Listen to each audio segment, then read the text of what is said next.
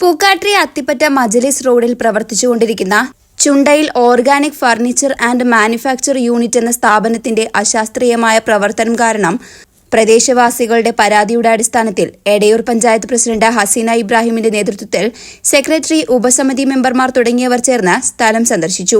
ഈ പ്രദേശത്ത് വലിയ ദുർഗന്ധവും നിരവധി അസുഖങ്ങളും കാണപ്പെടുന്നതായി നേരത്തെ ആരോഗ്യവകുപ്പ് ചൂണ്ടിക്കാണിച്ചിരുന്നു.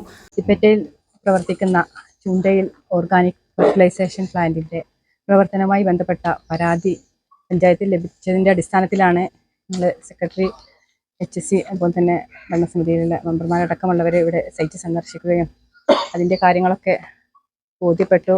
അതിൻ്റെ ബാക്കി പ്രവർത്തനവുമായി ബന്ധപ്പെട്ട കാര്യങ്ങൾ ഉടനെ ഉചിതമായ തീരുമാനമെടുത്ത് മുന്നോട്ട് പോകുമെന്നാണ് അറിയിക്കാനുള്ളത്. ഇതുമായി ബന്ധപ്പെട്ട് പരിശോധന നടത്തി ചില റെക്കോർഡുകളുടെ പുതിയ പകർപ്പ് സെക്രട്ടറി ആവശ്യപ്പെട്ടിട്ടുണ്ട്. അതുപ്രകാരം ഉചിതമായ തീരുമാനം എടുക്കുമെന്ന് പഞ്ചായത്ത് ഭരണസമിതി അറിയിച്ചിട്ടുണ്ട്. ജനങ്ങളുടെ ജീവനും ആരോഗ്യത്തിനും ഹാനികരമാകുന്ന ഒരു പ്രവർത്തനത്തിനും കൂട്ടുനിൽക്കില്ല എന്നും ഭരണസമിതി കൂട്ടിച്ചേർത്തു.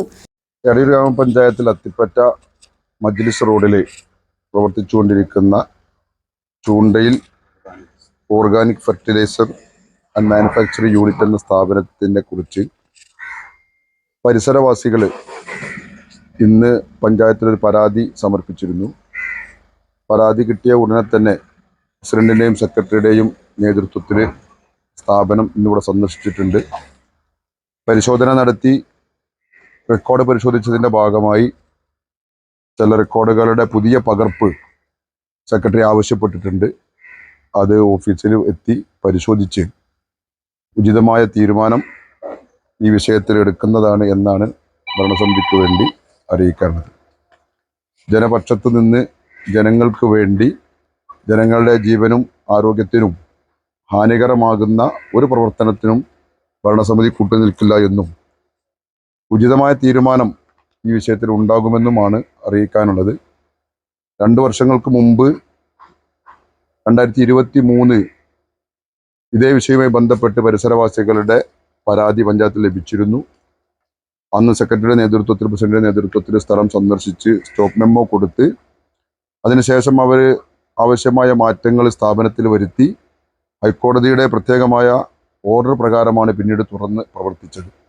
2 വർഷങ്ങൾക്ക് ശേഷം വീണ്ടും ഈ സ്ഥാപനം ഇവിടെ പ്രവർത്തിക്കുന്നത് കൊണ്ട് ഇവിടെ ജനങ്ങൾക്ക് വലിയ പ്രയാസമുണ്ടെന്ന് അറിയിച്ചതിൻ്റെ അടിസ്ഥാനത്തിൽ രേഖാമൂലം ഇന്ന് അറിയിച്ചപ്പോഴാണ് പ്രസിഡന്റിൻ്റെയും സെക്രട്ടറിയുടെയും ഒക്കെ നേതൃത്വത്തിൽ ഭരണസമിതി അംഗങ്ങൾ ഇന്നിവിടെ സ്ഥലം സന്ദർശിച്ചിട്ടുള്ളത്.